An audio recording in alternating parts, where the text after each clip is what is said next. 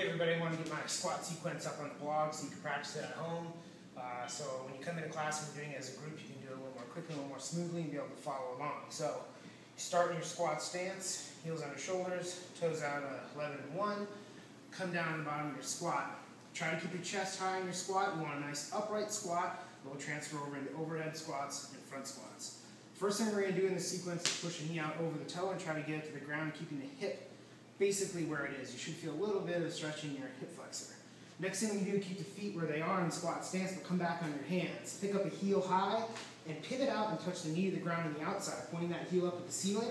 Rotate it and turn it in. Heel up, knee down. Other side. Heel up, knee down, and knee on the inside. Heel up, knee down. Push off the hands and come back into squat. Now you want to roll this kneecap, touch it to the floor in front of this toe, keeping the whole side of your foot on the floor.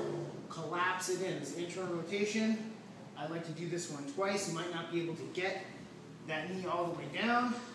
Next thing we do, put the hands on the ground, pop the feet together. Sit on your heels. We're stretching the arches of the feet here, the ankles, and the toes. Now I want you to roll back onto your butt and make 3 90-degree angles. Angle 1, angle 2, and angle 3.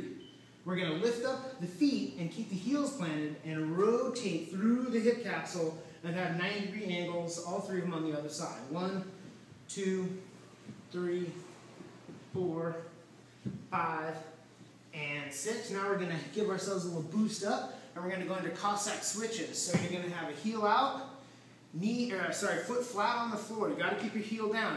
This is a cheat, and it won't do much for you. So you want your whole foot on the ground, and we're going to pivot over and get a nice big adductor stretch. Open up the hips. I usually do 6 or 7 of these each side.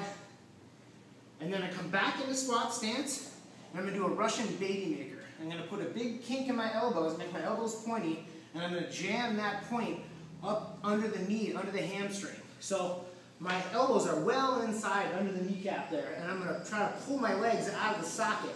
I'm really forcing my elbows out, and hopefully a baby pops out. And then I relax that, and I keep one hand here on the shoelaces, pressure here, and I'm going to do a thoracic spine stretch. I'm going to twist open as big as I can.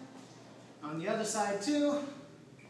And then I'm going to put the hands together inside the knees. I'm going to get my toes pointed a little bit more straight ahead here. I'm going to push those knees out wide. Big adductor stretch. I'm going to try to still stay upright in my squat stance. And then when I'm all done, I'm going to stand up slow.